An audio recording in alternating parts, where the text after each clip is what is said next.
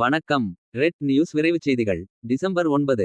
மயிலாடுதுறை மாவட்டம் சீர்காழியில் தந்தை பெரியார் திராவிடர் கழகம் சார்பில் விடுதலை புலிகளின் தலைவர் மேதகு பிரபாகரன் அவர்களின் 70வது பிறந்த நாளை முன்னிட்டு 12ஆம் ஆண்டாக தொடர்ந்து நடத்தும் குருதிக்கொடை முகாம் சீர்காழி அரசு மருத்துவமனையில் நடைபெற்றது.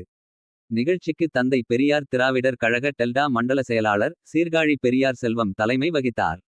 மாவட்ட செயலாளர் பார்த்திபன் வரவேற்புரை ஆற்றினார். சீர்காழி நகர தலைவர் மனோஜ், அமைப்பாளர் ரகுநாத், சீர்காழி ஒன்றிய தலைவர் ராமமூர்த்தி, கொள்ளிட ஒன்றிய தலைவர் பாக்யராஜ் ஆகியோர் முன்னிலை வகித்தனர். தந்தை பெரியார் திராவிடர் கழக குருதிக்கொடை முகாமை திமுக கொள்ளிட ஒன்றிய பெருந்தலைவர் ஜே.பி. ஜெயப்பிரகாஷ் தொடங்கி வைத்தார்.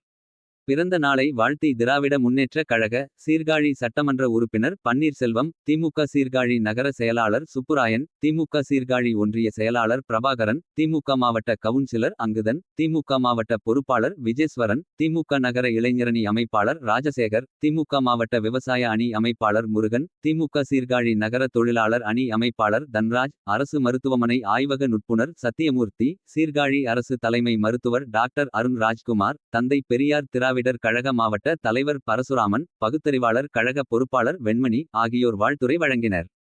பொறுப்பாளர்கள் அபினேஷ் ராஜ், சாதிக் பாட்சா, மணிகண்டன், திவான், பிரவீன், மகளிரணி பொறுப்பாளர்கள் தேன்மொழி, இளம்பிறை உள்ளிட்ட ஏராளமானவர்கள் கலந்து கொண்டார்கள். தந்தை பெரியார் திராவிடர் கழக சீர்காழி ஒன்றிய செயலாளர் செந்தில்குமார் நன்றி உரையாற்றினார். ரெட் நியூஸ் செய்திகளுக்காக செய்தியாளர் ஜி.கே. ராஜீவ்.